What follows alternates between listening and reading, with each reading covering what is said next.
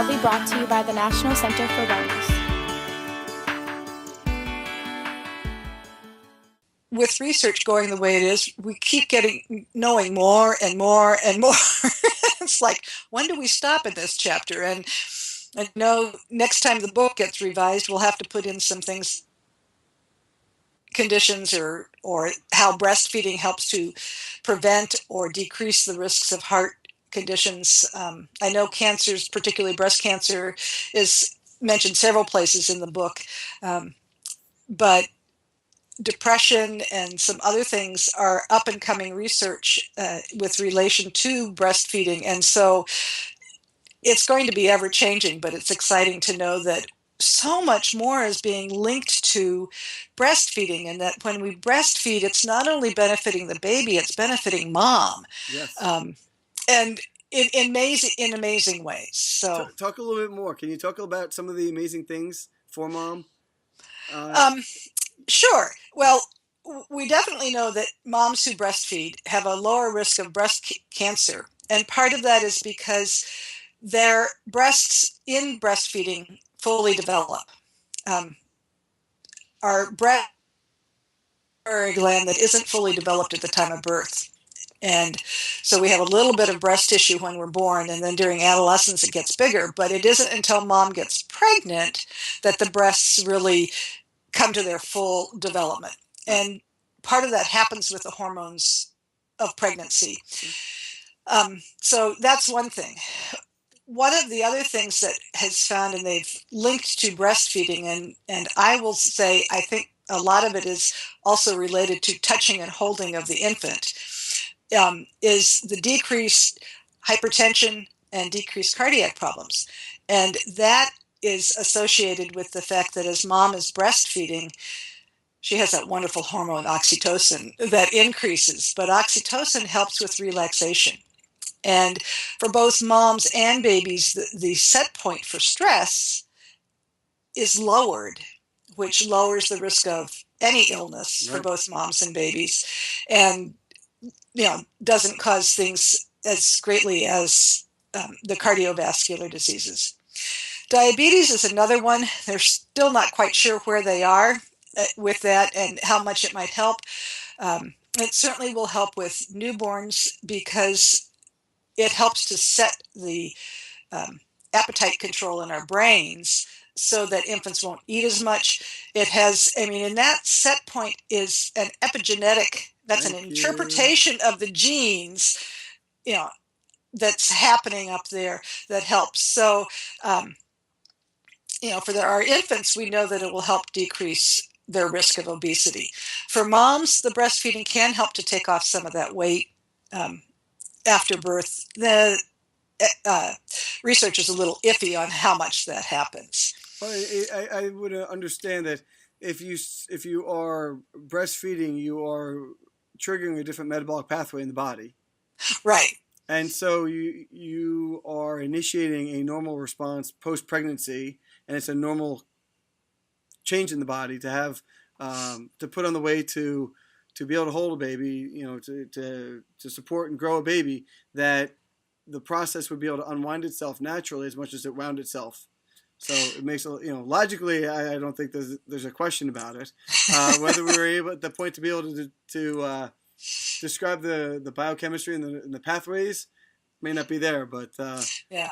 Well, and for some women, my sister being one of them, she lost so much weight with her first child breastfeeding that she had to, I don't know whether she had to stop or at least step back because she just couldn't eat enough to keep her body able to make it.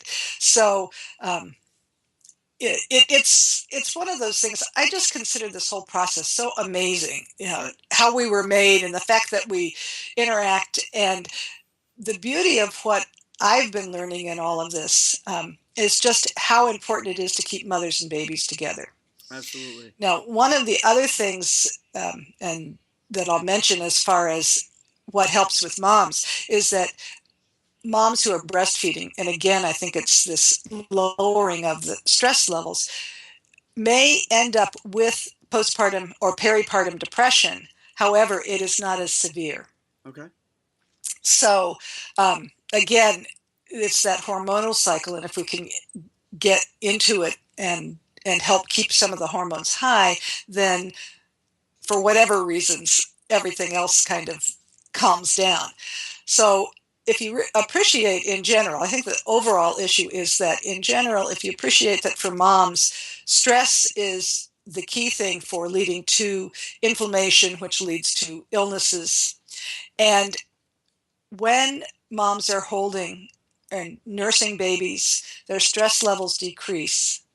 And as I said, reset the set point, so to speak, so that they can, yeah, it just helps with their health overall. Absolutely. So everything is run off of, I like to use the term of thermostat, and that you alter the thermostat, and that thermostat triggers a release in the maintenance of different hormones or chemicals in your body at a different level or a different rate, but most of it naturally is triggered by the connection or the bond between mom and baby. Right. In the follow-ups that have been done at 1 year after birth with moms who even done kangaroo care just for an hour or 90 minutes after birth, they notice a significant difference in how mothers and babies interact and can interpret what each other is saying. Yeah. And significant over the mothers who didn't have the contact, who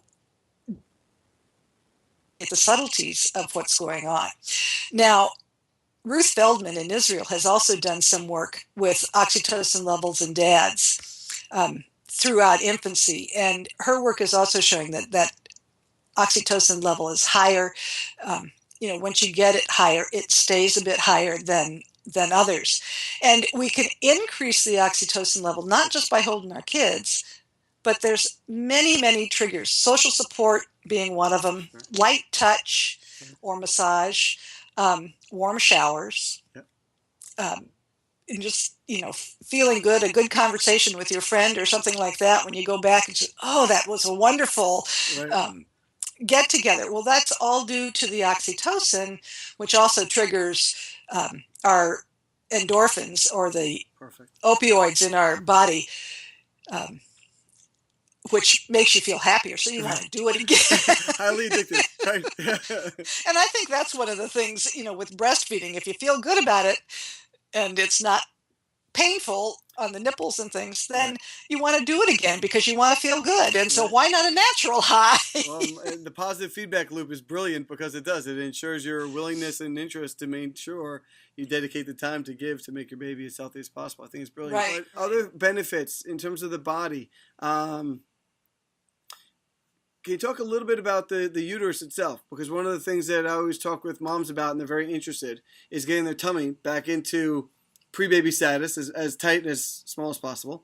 And the effect that when you're nursing and the hormones that are released, its effect on allowing the contractions of the uterus to clamp down to be as small as possible, as small as its original shape. Can you talk a little bit about the interaction to the uterus as well? I certainly, but can I go back a little bit to just to talk about how the oxytocin comes up? Perfect. And increases. Oxytocin isn't very high during most of pregnancy, but as you reach the end, other than we can trigger it at any time, but the higher levels that you get really begin as labor begins, because oxytocin is the hormone that allows contractions to happen.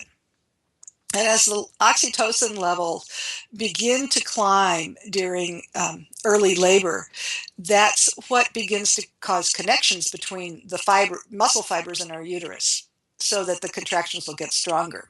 And this is the beauty of going naturally, so to speak, or not having an induction, is that, the oxytocin will slowly increase, and therefore the contractions slowly increase in strength. Until you get up to that transition or right before they're at pushing. And some of that increase is literally from the baby pushing down on the cervix from the inside to trigger the release of the oxytocin. Now, the other thing that's important is that's the oxytocin that's coming from our pituitary glands up here in our brains, as opposed to the exogenous oxytocin, or what comes through an IV, which doesn't have quite the same effect. So with pushing, then, you get even higher doses or pulsations, because oxytocin comes in pulses, but pulsations of oxytocin. So that after the birth, part of this wonderful high that you get, you know, partly from the oxytocin, partly from the other hormones that it's triggered, the endorphins and things like that. And if you haven't, if a mother hasn't had any interventions and just really works with her body, lets the fear decrease and the anxiety decrease, they come out high and so ecstatic. It's unbelievable. Right. But taking the baby and putting it immediately skin to skin helps to keep the hormones high. Now, if you initiate breastfeeding soon after that, again, every time you initiate breastfeeding, you get these pulses at the beginning of breastfeeding to get milk let down. And that goes back and affects the uterus. Perfect. I'll get there. You're doing great. I love it. This is awesome. The uterus to contract. And I've literally seen even first-time moms, if they're breastfeeding frequently, i.e. at least every 2 to 3 hours, and please don't watch the clock, but Right. that's about how frequently baby will Right. want to feed, that uterus will decrease in size very, very quickly. And the more that uterus contracts down, the less bleeding that you'll have from the site where the placenta came off. Right. And it so yeah, I mean, it keeps working.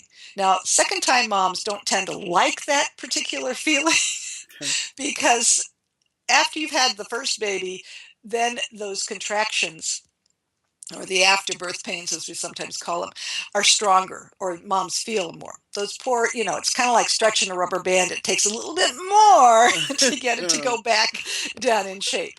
But, we can prevent a lot of problems immediately after birth just by putting the infant skin to skin and allowing that infant to crawl, because they're producing enough oxytocin to contract that uterus down so that it doesn't bleed.